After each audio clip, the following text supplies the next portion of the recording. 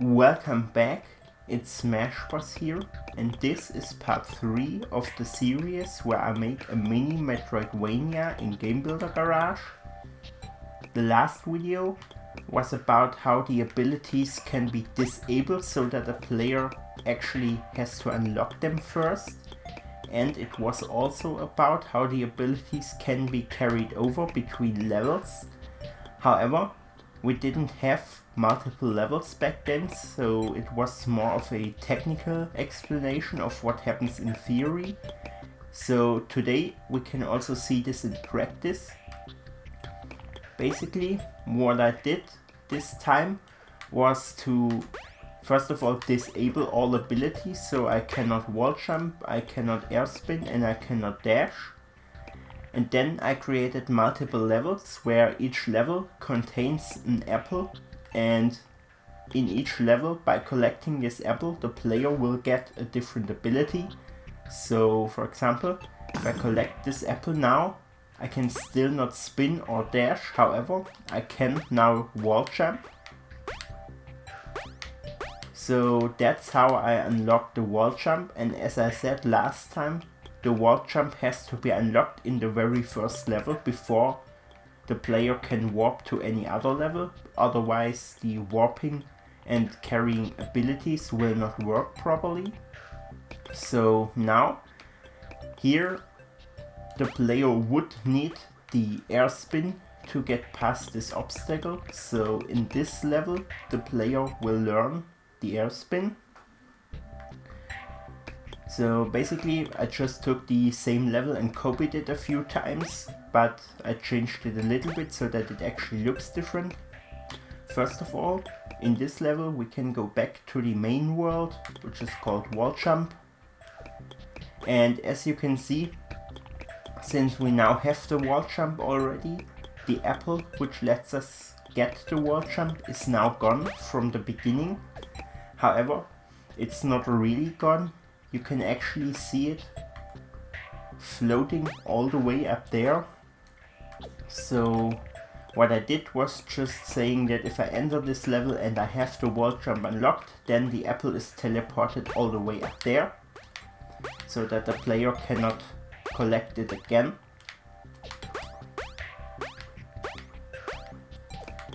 However, now let's go back to the airspin level.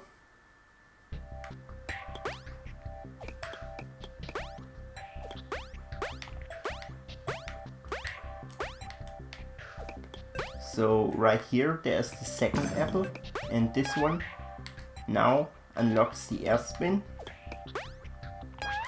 Also from this level as well as from the main level we can go to the dash level by going into this warp box.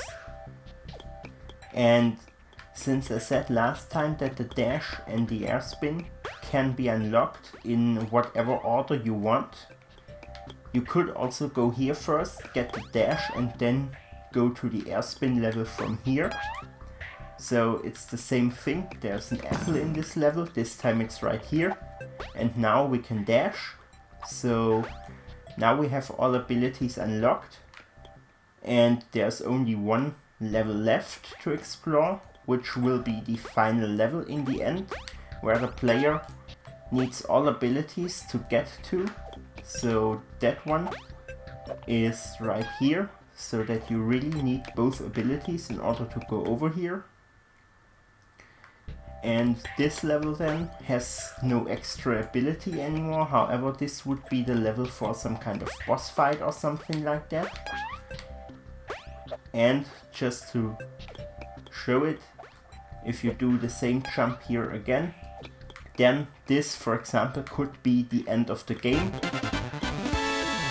So that means you really made it. So now let's actually take a look at how all of this works, and I will show it first in the wall jump level. So basically there's once again one block of nodons more than last time, which is this game swap block right here. So the way that the game swap logic works is now, last time I said what comes out of the other game is basically what goes into this ability check right here and determines what abilities are unlocked. So if we start the very first level, we actually do not come from any other level, so this value in the game swap node is 0.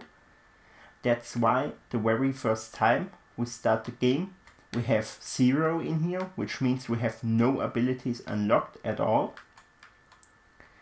Now in this level right here, we can unlock the wall jump, and unlocking the wall jump happens when we collect the apple, and this apple actually has a object destroyed sensor for when it got collected, which goes into this wormhole entrance. And on the other side of this, the exit leads to this flag which gets activated. So that means that we have 0 when we first start the game, and once we collect the apple, this flag activates, so we have 1, and that goes into this C wormhole right here, which will then tell the game that we can now wall jump. At the same time, whatever goes in here also comes out at this end and basically goes back into the game swap node once we swap the game.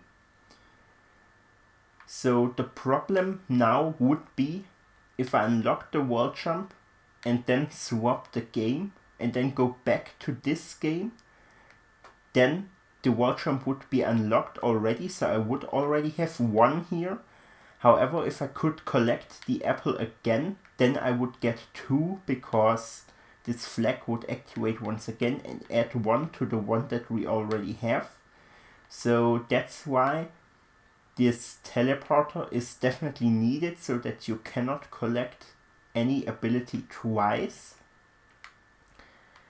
So basically from this level you can warp to 3 other levels, to the dash level, to the airspin level, and to the final level. So that's what these 3 swap game nodes are for.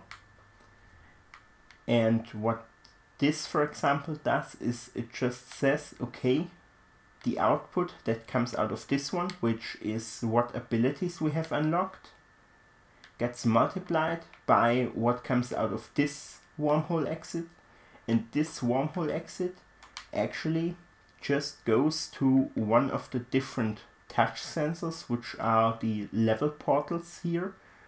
So for example, it's this one right here, so that's the dash portal.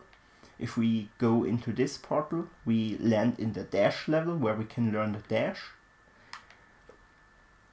So that basically just says once we touch this portal, then we swap to this game.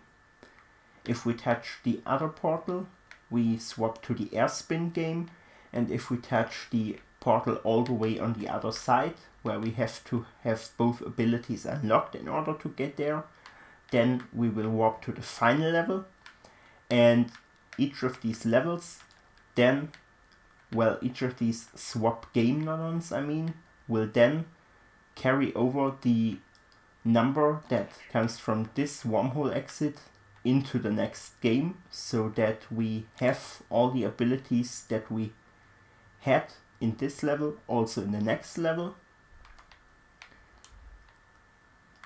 So why is only one of these swap game nodes connected to this calculator right here? Basically because it doesn't matter when we come from any other game to this game, then all the swap game nodes basically activate. So since we don't really know from what game we teleported right here, all of these swap game nodes will all have the value from the game that we came out of. So that means I actually only need to connect 1, because if I would connect all of them, I would have basically the value that I actually want times 3. However, it doesn't matter which one of them I connect, so I could also connect this one or the middle one. And well, that's actually all of the logic, so that's how the entire thing works, and it's more or less the same in all the other games. So let's take a look at one other game, for example. So now we have the Walljump unlocked. And now let's, for example, go into the dash level. So here it looks a little different, however the logic is completely the same. First of all, we only have 2 places that we can warp to from this level. We can either go back to the Walljump level or we can go to the Airspin level, so there is no warp to the final level from this level. That's why we only need 2 game swap nodons. And here, instead of having the 1 that is added, since the dash corresponds to another digit, we have the 10 right here, which is the digit that unlocks the dash. So basically we once again have this flag which will activate when we collect the apple in this level. However, as I said, instead of adding 1 which would unlock the Walljump, we add 10 to unlock the dash. Other than that, it's exactly the same logic, so what we get from the game swap nodon goes into here. If we collect the apple, this 10 is added to that, and that goes in here. And then what goes in here comes out at this end if we swap the game again. And the remaining 2 games work in exactly the same way. So if we take a look at this value down here, in the Airspin level, this would of course be 100 because 100 unlocks the Airspin. But other than that, the logic is completely the same. Of course, in the final level, we don't have any additional abilities to unlock, so basically this entire part here just doesn't exist. Also the calculator, in the final level we can put this value right here directly into this wormhole entrance. And also in the final level there is only 1 swap game nodon, because the only swap game that you can do from the final level is the warp back to the first level. Now of course, if I start the game from within one of the other levels, which are not the first level, things won't work, because since we didn't warp there, we don't have the Walljump or any other ability unlocked. Now you might be thinking you can just go back to the main world and unlock the Walljump from there. However, as you can see, the game swap doesn't work either, and that's because the value that goes into the game swap actually is 0 at this point, since we don't have any abilities unlocked, and the game swap nodon needs a value of at least 1 to even swap the game, so that's why this doesn't work either. However, that makes sense if you think about it. I mean, it's an entire game, so you cannot play each level individually. They only work if you start the first level and play through all of them in one go. So there's actually no need to change anything right here. And now, from the technical point of view, this is actually already everything that we need.